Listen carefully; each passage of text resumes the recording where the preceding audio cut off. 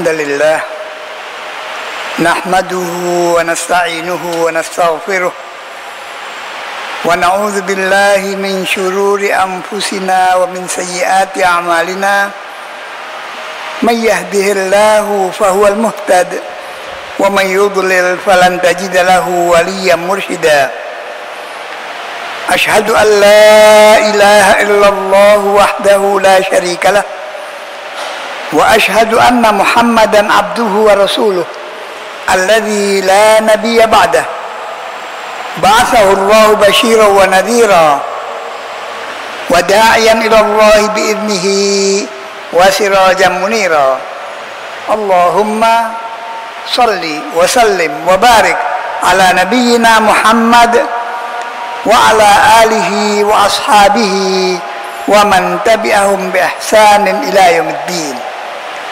قال الله تعالى في كتابه الكريم وهو أصدق القائلين يا أيها الذين آمنوا اتقوا الله حق تقاته ولا تموتن إلا وأنتم مسلمون يا أيها الناس اتقوا ربكم الذي خلقكم من نفس واحدة وخلق منها زوجها وبث منهما رجالا كثيرا ونساء واتقوا الله الذي تساءلون به والأرحام إن الله كان عليكم رقيبا يا أيها الذين آمنوا اتقوا الله وقولوا قولا سديدا يصلح لكم أعمالكم ويغفر لكم ذنوبكم ومن يطع الله ورسوله فقد فاز فوزا عظيما. Hadirin sidang salat Jumat rahimakumullah, marilah kita selalu bertakwa kepada Allah dalam arti takwa yang sesungguh-sungguhnya, yaitu dengan melaksanakan perintah-perintah Allah dan meninggalkan larangan-larangannya.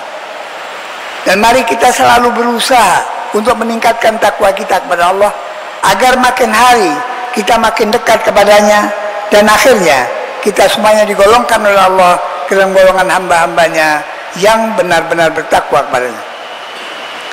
Apabila kita benar-benar bertakwa kepada Allah, banyak janji Allah dalam Al-Quran yang akan diberikan kepada kita. Di antaranya firman-Nya, "Wa may yattaqillaha yaj'al lahu makhraja." Dan barang siapa bertakwa kepada Allah, Allah akan memberikan jalan keluar baginya. Dan Allah akan memberikan rezeki kepadanya di luar perhitungannya. Dan Allah akan memudahkan urusannya. Hadirin, untuk itu saya mengajak, mari kita selalu bertakwa kepada Allah dan selalu berusaha untuk meningkatkan takwa kita kepadanya. Hanya dengan takwa kita akan bahagia dan selamat dunia sampai di akhirat. Hadirin rahimakumullah, pada kesempatan khutbah hari ini saya ingin menyampaikan beberapa pesan Luqman Al-Hakim yang namanya dicantumkan oleh Allah dalam Al-Quran sebagai salah satu surat Al-Quran. Luqman adalah seorang yang bijaksana. Sebagian ulama mengatakan dia seorang nabi, tapi sebagian yang lain mengatakan bukan, dia seorang yang soleh. Salah satu bukti kebijaksanaannya, waktu dia bekerja pada satu majikan, sang majikan minta kepadanya untuk menyembelih seekor kambing. Kemudian majikan mengatakan, tolong bawakan paling baik daging dari kambing itu. Setelah Luqman menyembelihnya, diberikannya dua, lisan dan hati kambing itu. Sang majikan tidak memberikan komentar. Setelah itu disuruhnya lagi menyembelih kambing. Dimintanya bagian yang paling jelek, daging yang paling jelek dari kambing itu. Untuk kedua kalinya, Luqman menyerahkan lisan dan hati kambing itu. Maka sang majikan bertanya, apa maksudmu Luqman? Saya minta yang paling baik, kamu berikan lisan dan hati. Aku minta yang paling jelek, kamu berikan itu juga. Luqman mengatakan, baik dan tidaknya seseorang tergantung pada dua unsur ini, lisan dan hatinya. Kalau lisan dan hatinya baik, baik orang itu. Kalau lisan dan hatinya tidak baik orang itu. Ini salah satu tanda kebijaksanaan Luqman. Kemudian para hadirin sekalian, banyak jamaah yang terikat sekali, ingin sekali tahu apa yang dijadikan landasan oleh Luqman. Sampai beliau ditanya, apa langkah yang kau ambil ya Luqman? Luqman mengatakan, aku selalu menahan pandanganku. Jadi ini pertama, dia menahan pandangan, tidak ngumbar pandangannya kemana-mana. Yang kedua, aku jaga lisanku. Jadi kalau dia tidak perlu ngomong, tidak ngomong. Yang ketiga, aku pelihara makananku. Aku pelihara makananku. Yang dimakan adalah makanan-makanan dari hasil yang halal. Yang keempat, aku jaga kemaluanku. Jadi dia menjauhkan diri dari perzinahan. Yang kelima, aku berkata dengan jujur. Yang keenam, aku tunaikan janjiku. Yang ketujuh, aku hormati tamuku. Yang kedelapan, aku perhatikan tetanggaku. Dan yang kesembilan, aku tinggalkan apa yang tidak penting bagiku. Saya ulang para hadirin, karena ini perlu kita pegang, perlu kita jadikan pegangan untuk kita. Pertama kata Luqman, aku tahan pandanganku. Yang kedua, aku jaga lisanku. Yang ketiga, aku pelihara makananku. Yang keempat, aku jaga kemaluanku. Yang kelima, aku berkata dengan jujur. Yang keenam, aku tunaikan janjiku. Yang ketujuh, aku hormati tamuku. Yang kedelapan, aku perhatikan tetanggaku. Dan yang kesembilan, aku tinggalkan apa yang tidak penting bagiku. Kemudian Ibnu Abi Hatim berkata, suatu hari Abu Darda berkata dan menceritakan tentang Luqman.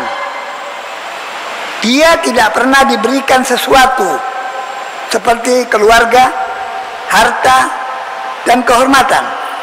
Akan tetapi dia adalah seorang yang tangguh. Tabah Luqman itu. Dia pendiam. Yang ketiga, dia pemikir. Yang keempat, dia berpandangan dalam. Dan yang kelima, dia tidak pernah tidur siang. Yang keenam, tidak ada seorang pun yang melihatnya dia meludah atau mengeluarkan dahak, buang air kecil dan buang air besar, mandi dan menganggur dan tertawa seenaknya. Jadi tidak pernah orang ketemu dia berbuat itu. Berarti dia menyembunyikan diri berarti kan. Dia tidak pernah mengulang kata-katanya, kecuali dia mengatakan hikmah yang diminta oleh orang yang mengajak berbicara kepadanya. Inilah ciri-ciri khusus dari Luqman. Kemudian saya sampaikan pesan-pesan Luqman kepada putranya, yaitu ayat ke-13 surat Luqman, ya bunayya la tusyrik billah. Pesan pertama Luqman kepada putranya, wahai anakku, jangan kamu menyekutukan Allah. Tauhid ditanamkan pada diri. Karena kalau sudah tauhid ini benar, yang lain mudah. Ditegakkan tauhidnya, akidahnya. Jangan kamu menyekutukan Allah. La tusyrik billah. Inna syirka la zulmun azim. Sesungguhnya menyekutukan Allah itu adalah satu penganiayaan yang besar. Kenapa dikatakan demikian? Karena Allah adalah khaliqul alam, pencipta alam semesta. Bagaimana mau disamakan dengan makhluk? Makhluk ini dhaif, lemah. Dan dia Allah Khaliq, kuat dan kuasa. Berarti kalau kita menyekutukan Allah dengan sesuatu, berarti kita menghinakan Allah. Pernah Nabi ditanya tentang dosa-dosa besar. Beliau mengatakan diantaranya, anta ja'ala lillahi niddan wa huwa khalaqak. Engkau jadikan bagi Allah sekutu, sedangkan dia Allah yang menciptakanmu. Bagaimana Allah mau dicarikan sekutu berarti? Sedangkan Allah itu khaliq. Kita bukan khaliq, kita adalah makhluk. Hadis Nabi sallallahu alaihi wasallam,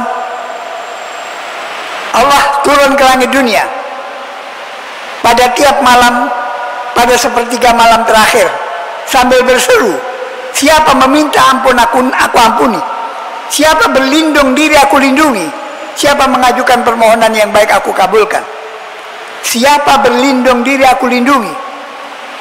Kita tidak pantas berlindung diri kepada selain Allah. Jangan menggantungkan nasib kita kepada makhluk, kepada keris, kepada gunung, kepada kuburan dan sebagainya.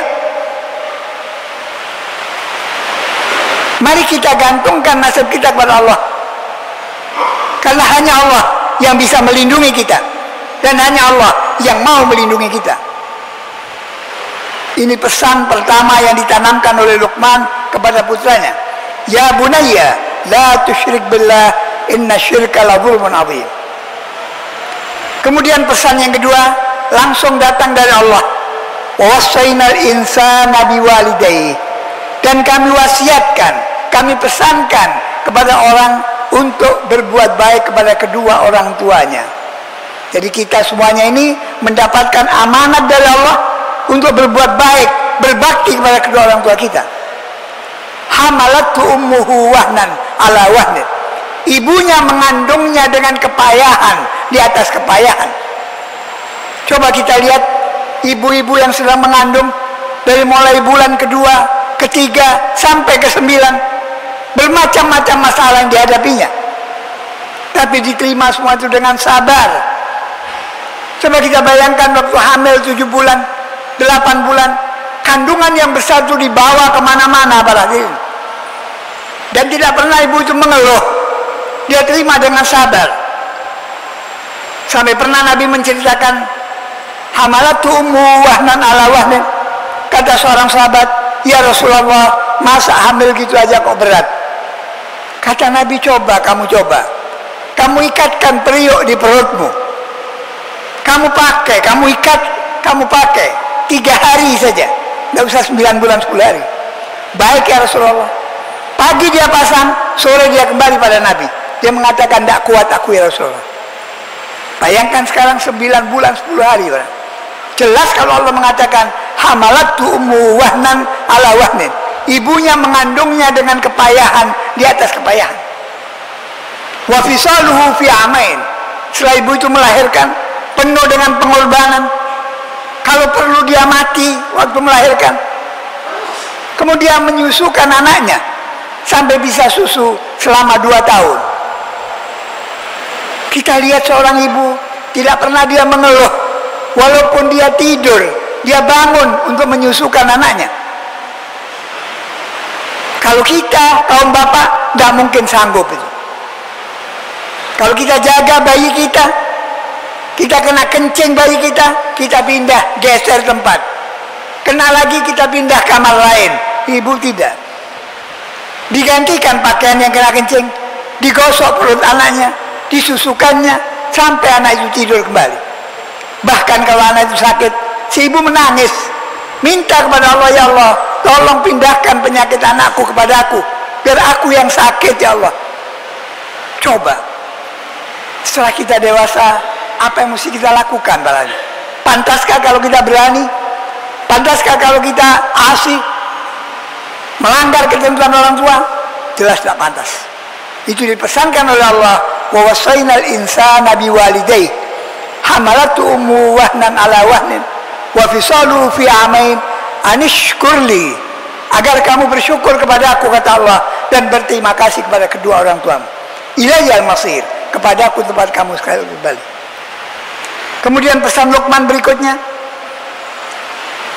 wa in jahadaka ala an tusyrika bi ma laysa laka bi ilmun fala tuti'huma wa sahibhuma fid dunya ma'rufa.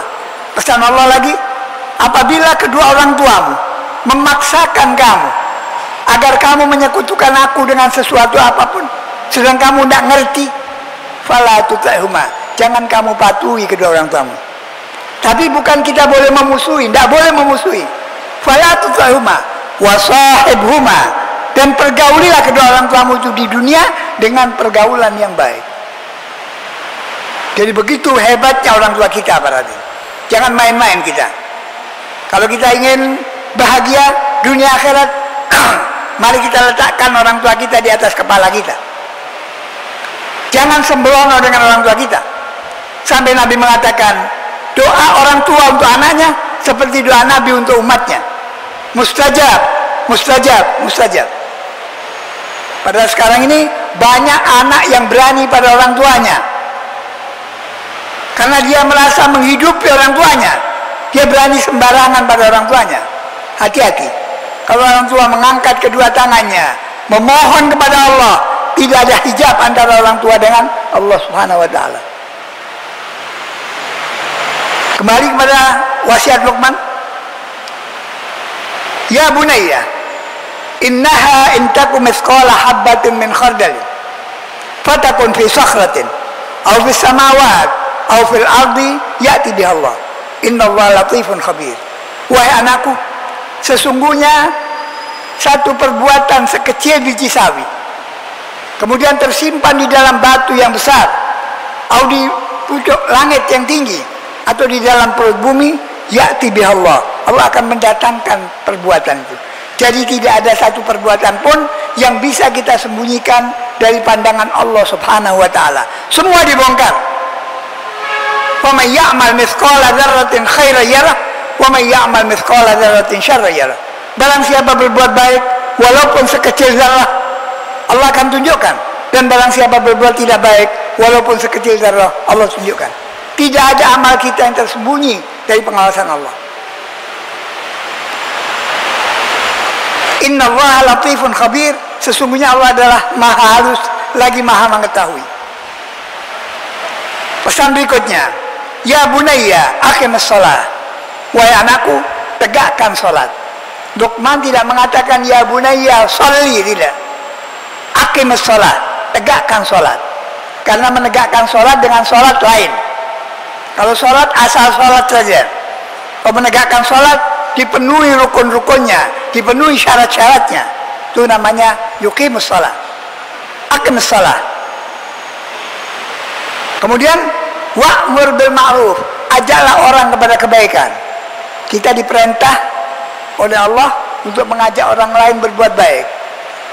Wanha 'anil munkar, dan cegahlah orang dari perbuatan tidak baik, dari perbuatan mungkar. Wasbir 'ala ma asabak, dan bersabarlah terhadap musibah yang menimpa dirimu. Kalau kita terkena musibah, para hadirin, dan wajar dalam hidup ini, orang terkena musibah itu wajar, bukan masalah aneh. Mari kita sabar menerimanya. Jangan kita ngomel, jangan kita memaki-maki Allah. Allah tidak adil, dan hati-hati mulut kita jaga. Ya. Ini ujian dari Allah. Allah menguji kita bermacam-macam. Ada ujian bersifat kebahagiaan, kenikmatan, ada ujian yang bersifat penderitaan. Kalau kita kena bencana, kita musibah, maka kita kembali kepada Allah, kita sabar menerimanya. Wasbir 'ala ma asabak, inna dzalika min azmil umur. Itu adalah perkara wajib yang harus dilakukan. Kemudian wala tusa'ir khaddaka linnas, dan jangan kamu palingkan pipimu dari orang lain. Ini menunjukkan kesombongan, barangnya. Jadi kalau kita diajak berbicara orang, jangan kita buang muka kita karena kita merasa lebih dari orang itu. Sebaliknya kalau kita mengajak bicara orang, jangan menoleh ke tempat yang lain seakan kita menghina pada orang itu. wala tusair khaddaka linnas. Tidak dibenarkan. Yang tahu mulia atau tidak hanya Allah, bukan kita.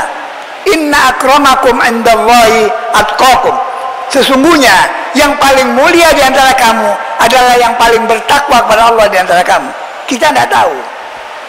Jangan ngecap orang sembarangan. Oh, masuk neraka kamu. Nerakanya siapa itu? Neraka kita lah. Oh, dia mesti masuk surga. Tidak tahu kita. Itu hak mutlak Allah. Kalau kita mendoakan boleh, mendoakan masuk surga boleh, mendoakan husnul khatimah boleh, tapi jangan ngecap yang tidak-tidak. Seakan-akan kita yang paling baik. Diajak bicara orang tua, orang tidak mampu, lalu kita buang muka kita karena sombong kita. Hati-hati, Allah tidak akan membiarkan itu. Atau kita berbicara dengan orang yang kita anggap orang itu martabatnya lebih rendah dari kita. Kita tidak lihat orangnya, kita buang muka kita. Hati-hati, Allah tahu. Kita tidak boleh sembarangan. Wala tusair khaddaka linnas. Wala tamshi fil ardi malaha. Dan jangan kamu berjalan di atas bumi Allah dengan congkak. Di ayat yang lain dikatakan, innaka lan takhliqal arda wa lan tablughal jibala tula. Derap kakimu tidak bisa melubangi bumi dan tinggimu tidak bisa sampai ke langit. Apa yang mau kita sombongkan? Kita tidak punya apa-apa apalagi. Begitu akhlak yang ditanamkan oleh Luqman kepada putranya. Jangan kamu palingkan pipimu dari orang lain karena sombong. Dan jangan kamu berjalan di atas bumi Allah dengan megah-megah, dengan congkak. Innallaha la yuhibbu kulla mukhtalin fakhur. Sesungguhnya Allah tidak suka kepada orang yang sombong dalam pembicaraannya dan sombong dalam perbuatannya. Waqsid fi masyik. Dan tenangkanlah di waktu kamu berjalan. Jadi kalau kita berjalan jangan terlalu cepat dan jangan kelemak-kelemek. Yang cukup. Waqsid fi masyik. Waghdud min sautik. Dan rendahkan suaramu di waktu bicara. Jadi kalau kita berbicara dua orang, cukup didengar dua orang saja. Lain kalau kita jadi imam, perlu didengar oleh makmumnya. Jangan kita ngomong dengan orang berteriak. Waghdud min sautik, rendahkan suaramu. Karena suara yang keras itu diumpamakan oleh Allah, inna ankalal aswat la sautul hamir. Sejelek-jelek suara adalah suara keledai yang meringkiknya tidak menyenangkan. Sampai dikatakan dalam hadis oleh Nabi, apabila berkokok ayam, maka berlindunglah kamu kepada Allah dan minta barakah. Tapi kalau yang merengek, himar, keledai, berlindunglah kamu dari syaitan, karena dia sedang melihat syaitan itu. Lain ya. Nah, jadi kembali pada ayat terakhir, waqsid fi masyik, dan arahkanlah kamu berjalan. Waghdud min sautik, dan rendahkanlah suaramu di waktu berbicara. Inna ankalal aswat la sautul hamir. Sesungguhnya sejelek-jelek suara adalah seperti suara keledai. Inilah para hadirin sekalian, mari nanti kita buka kembali di rumah surat Luqman ayat 13 sampai dengan 19. Barakallahu li wa lakum fil Qur'anil azim. Wa nafa'ani wa iyyakum bima fi minal ayati wadh-dhikril hakim. Wa taqabbala minni wa minkum tilawatahu innahu was-sami'ul alim. Aqulu qawli hadza wa astaghfirullah li wa lakum fastaghfiruh innahu wal ghafurur rahim.